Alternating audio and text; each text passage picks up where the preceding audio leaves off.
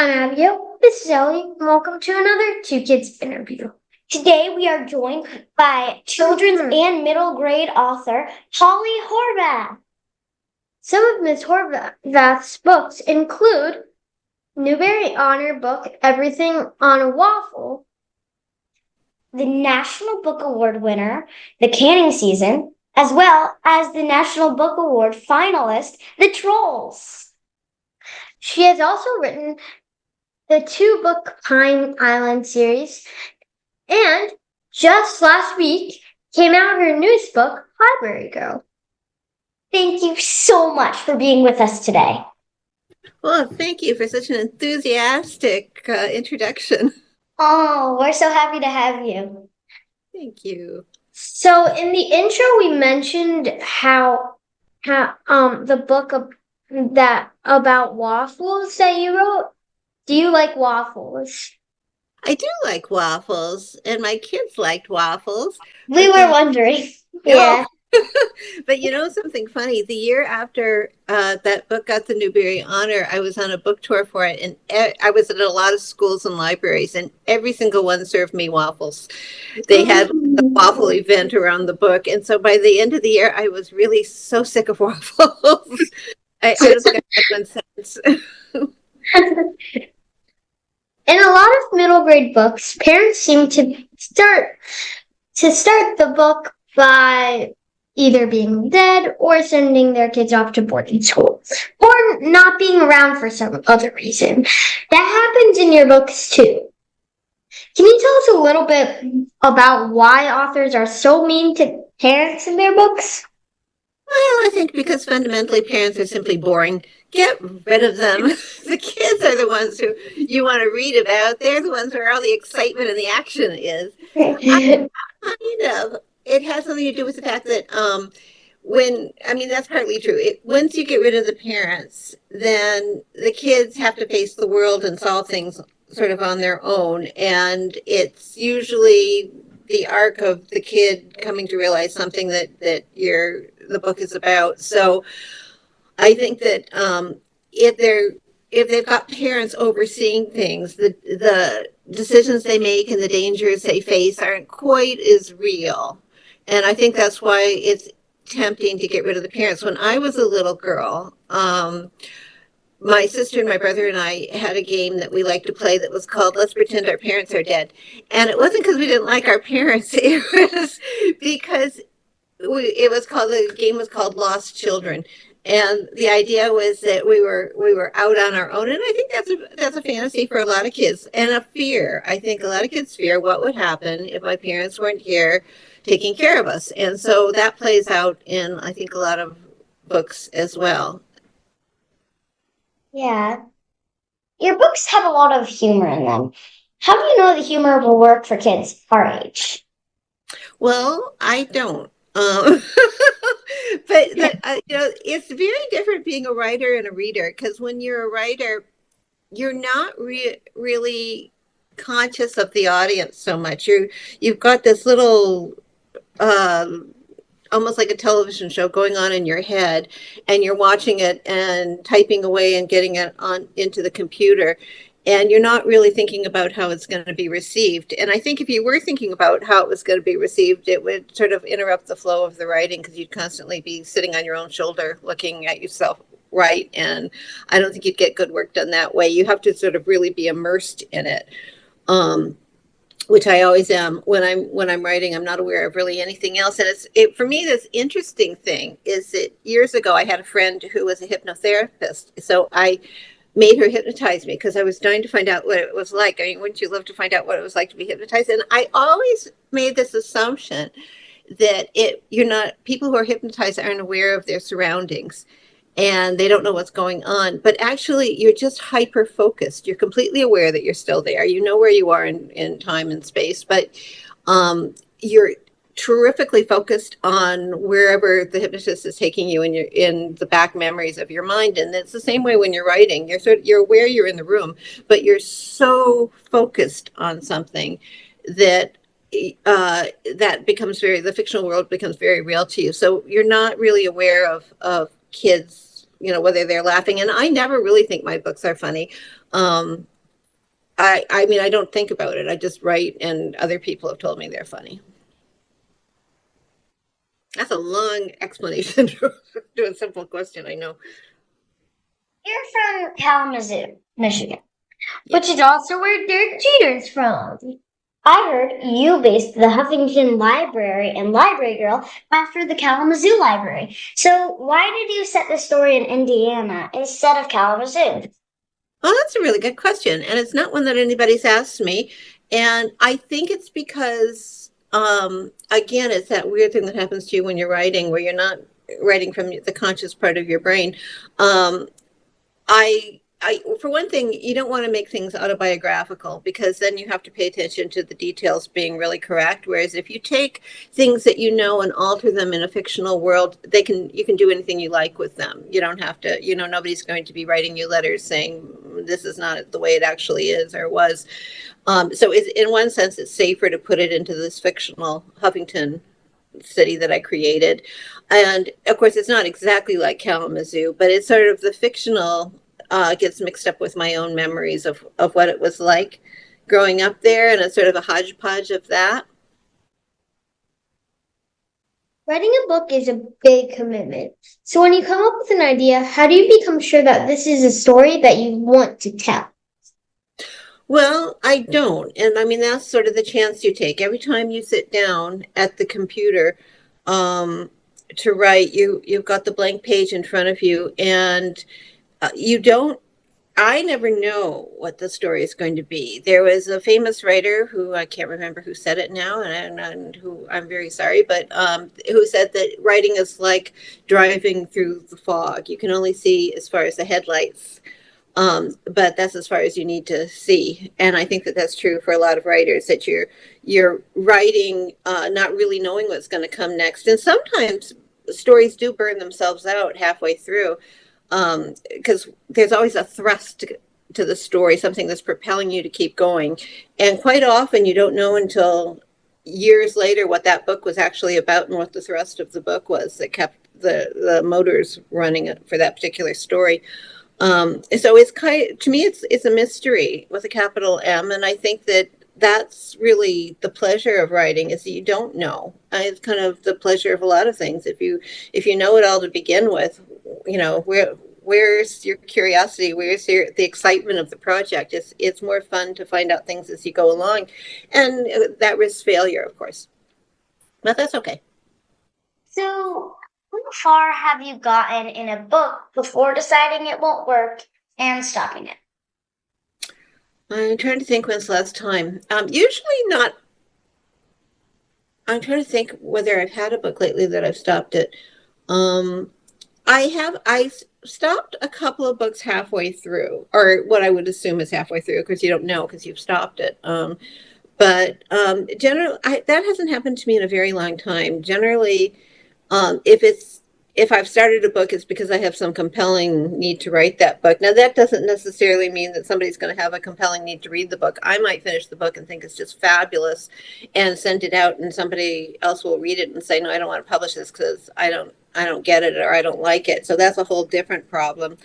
Um, but it's been a long time since I've stopped. I think years and years since I've stopped a book because the story didn't hold.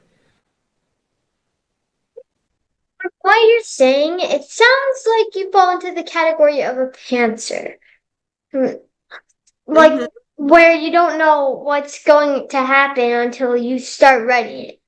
Does That's a character ever take a turn when you're expecting and have to go back and change earlier parts? Yeah, that happens quite a bit. The first draft, you don't worry too much about anything. You just throw it all down there, and then the rewrite is where you realize that this isn't fitting, or you have to change this, that, or the other. And then, of course, it goes through an editing process where somebody else has ideas about what you should be changing. So yeah, and I am generally a pantser. Although the trolls, I had just read an interview with John Irving, who wrote The World According to Garp, and a lot of good adult novels, and he said that he always knew the ending of his books first and who got hurt in the book. And when I did the Trolls, I thought that was such an interesting way to work and so different from the way that I worked, that when I did the Trolls, I did that. I knew who got hurt at the end. I didn't know how we were going to get to the end, but I knew how the book was going to end, and that was kind of interesting for me. It caused a lot of foreshadowing, because if you know ahead of time what's going to happen, you can create a lot of little hints and clues along the way, which you can't do if you don't know what's going to happen. So that was kind of interesting. Uh, but yeah, in terms of going back and having to change things, yeah, you almost always have to change things anyway. If you're the type of writer who just throws it all out there, then you have to go back and clean it up. A lot of writing is rewriting. Whether it is in literature with Peter Rabbit or the White Rabbit, or on TV and movies like Bugs Bunny and Rabbit. Rabbits seem to be very popular characters. Can you tell us why you chose bunnies for your stories? Well, I didn't write those. Mrs. Bunnies wrote those. I was just the translator, so I cannot answer that question. You would have to interview Mrs. Bunny if you wanted that. And I would assume Mrs. Bunny chose rabbits because that's her world. She lives among rabbits, not among humans. Any more questions for Mrs. Bunny? We could ask her. Makes sense. Yeah. Books being challenged and banned is happening in many places. That means most kids won't have the same access to books we do and may not be able to see themselves represented in books. Can you give us your thoughts on this? Yeah, I'm not a very political person, but the one thing that really makes me angry is censorship. Essentially, the canning season was a book about shame, and it had a lot of stuff in there around that. Because what you're doing, I think we cannot really understand anything if we're not allowed to look at everybody's real take on it. And I think people have to be allowed to read everything, anything and everything. I was as a kid. I was never told, I could only read kids' books or in this or certain books. I read everything, adult books, kids' books, um, because if we're all going to understand each other, we have to be able to read what people honestly have to say about things, whether we agree with them or not. Um, so yeah, I am very anti-censorship of any kind, and whether I agree with people's political stance or anything else, I want to be able to read about it and their take on it. And how people felt 100 years ago may be different from how we feel now about things, but I want to read it in the context of how they actually felt when they were living in that time, in that place. Because I think as Kamala Harris keeps saying, there is more to unite us than to divide us. Your mom was a children's author too. And we saw a story that when you were in second grade, you wanted her help getting a story you wrote published as a book. Do you remember the name of the story or what it was about? I do remember what it was about. I don't remember what I called it. It was a book about two kids who went to visit their magical grandmother. And I remember the feeling that I had when I wrote it. It was just the most exciting thing to be writing this story. And I knew that it needed to be, neatly typed up with no spelling errors, and it had to be submitted with a self-addressed stamped envelope and all the rest of it. So yeah, I was quite a serious person in second grade, and really wanted to have. But I mean, also I know this because my mother was a writer, so I knew how it was done, and I was sort of like Harriet the Spy. I went everywhere with a little notebook and wrote everything down constantly. Um, and yeah, so I can't remember the name of the book, but I do remember the feeling of how wonderful it was. What a great story it was. This magical grandmother and her two kids. Can you tell us exactly where you were and your reaction when you found out you won the Newbery honor? Yeah, I was sitting on the stairs uh, by our kitchen table, and I found out first. From my editor called, and she wasn't supposed to call first, but she thought that the committee had already called me. So when the committee actually called me, it wasn't a surprise because she had already told me. Um, and it was really exciting. And it was very exciting because I had grown up in a household where those things were a big deal. You know, if you got reviewed in the New York Times or in Hornbook, and if you got a good review here or there, and so the Newbery was just thrilling. But the interesting thing was that I didn't know.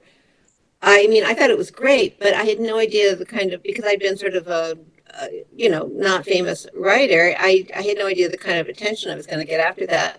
And our phone didn't stop ringing for the next week. It rang every 10 minutes. We went through our answering machine. I mean, it would fill up, and it was just so bizarre. It was such a bizarre thing to go through because people were calling me from Alberta saying, we'd like you to fly in for a dinner party we're having tomorrow night, and we want you to come to the Vancouver Aquarium and do something at 3 hours from now. And I'd say, I've got two kids.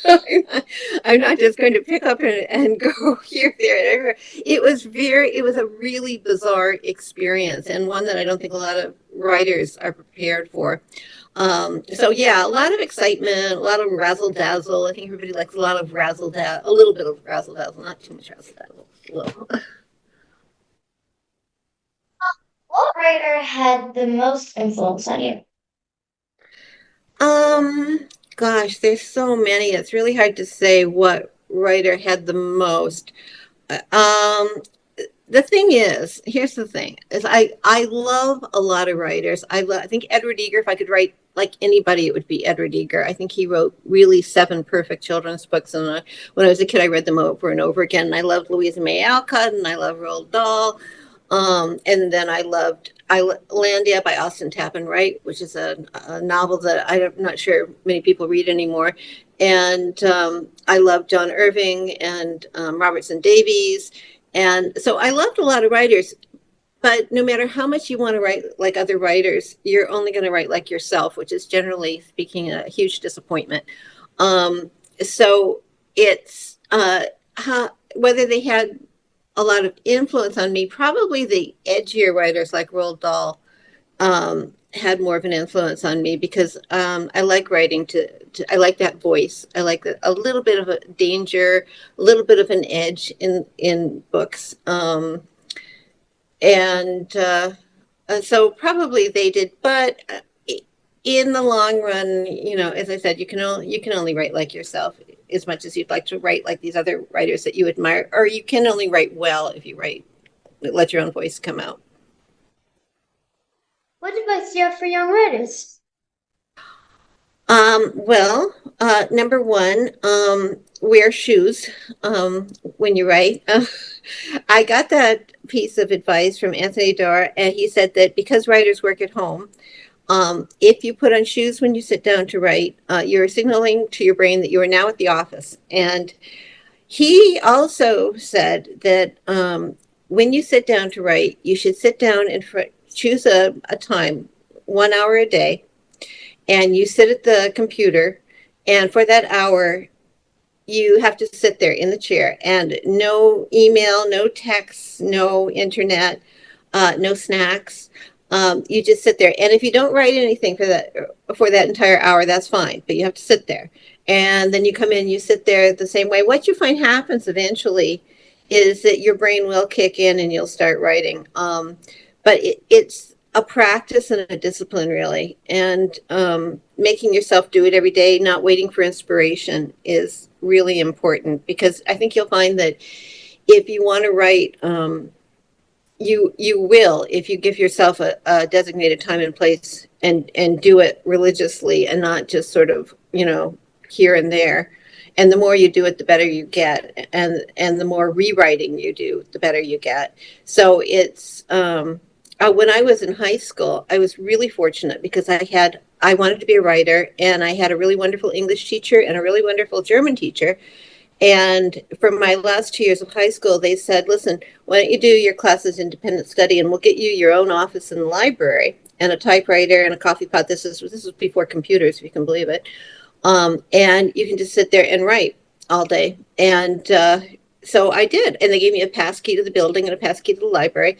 And I would go in and I would sit in my office and I'd write all day. And then I would do my courses, in and around that. And I turned out boxes and boxes of manuscripts. Nothing got published, but it was a really good practice, and it really gave me the kind. Later, when I was teaching dance and working as a writer, it gave me that kind of discipline to come home from teaching all day and sit down and make myself sit there for that hour and work. And so that's what I'd say. Just sit and do it. What are you writing right now?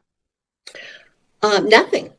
For the first time in a long time, I had just finished a book, and I gave myself August and September off because some very happy things happened. My daughter had a baby, and yeah, and some very sad things happened. Our dog got sick and died.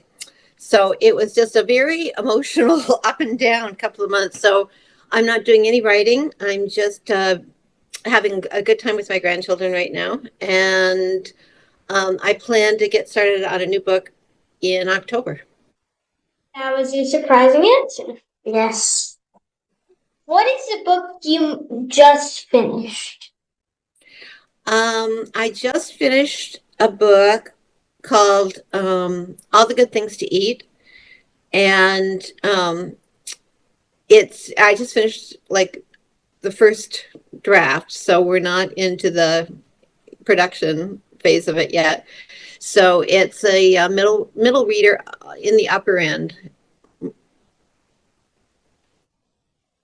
Finally, it's time for our Turbo 10. 10 rapid fire questions. Are you ready? Oh, I don't know. Go ahead, shoot. Number 1. What is your favorite phrase to use? My favorite phrase to use. Oh God, this is hard.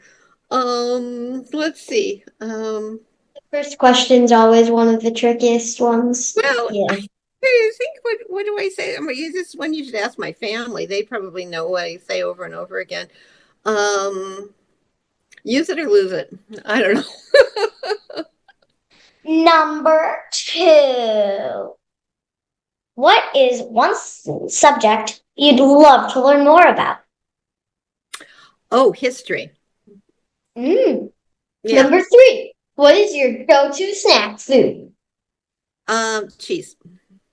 Cheese, nice. Number 4. What was your favorite book growing up? Uh, Magic by the Lake. Number 5. If you could teleport somewhere right now, where would you go? Oh, I would go Florence, Italy. Number 6. If you could have one superpower, what would it be? Um, I think superpower, huh? I think flying. Ooh, that's a good one. Yeah. Number 7. Number 7. What was your favorite cartoon as a kid? My favorite cartoon as a kid? Gosh, that's going back a long way. Let's see, what did I like to watch? What were the cartoons when I was a kid? The only one I can even remember was Popeye. I don't think I was a big cartoon person. Yeah. Number 8. What was your favorite? What is your favorite rainy day activity? Oh, reading. I know that's so boring, but it's so predictable. But yeah. It's good. It's one of my favorites too. I mean, if it wasn't, why would we be here right now? There Yeah. you go. Number 9. If you could have any 3 dinner guests, who would they be? Okay, Could be have anyone. anyone. No rules. No anyone. No rules. Even cartoon characters. Oh God. Okay, three dinner guests. Well, you know, now that my daughters don't live here anymore, I would say my daughters first of all, but that's so boring. Let's say it has to be outside of the family. And it can I be fictional characters. oh geez. Okay. Bill Bryson, he's a writer that I really, really like. Um, and Joe March. Um, And it'd be fun to have your own fictional character and see if you got them right. So I will say Ratchet from the canning season. And lastly, number 10.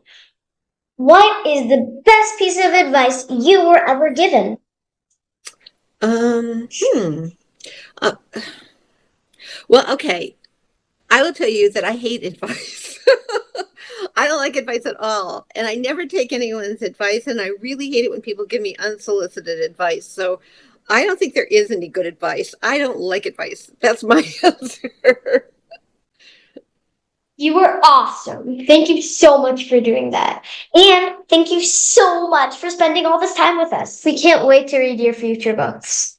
Oh, thank you. And thank you for having me. I think the two of you are just great.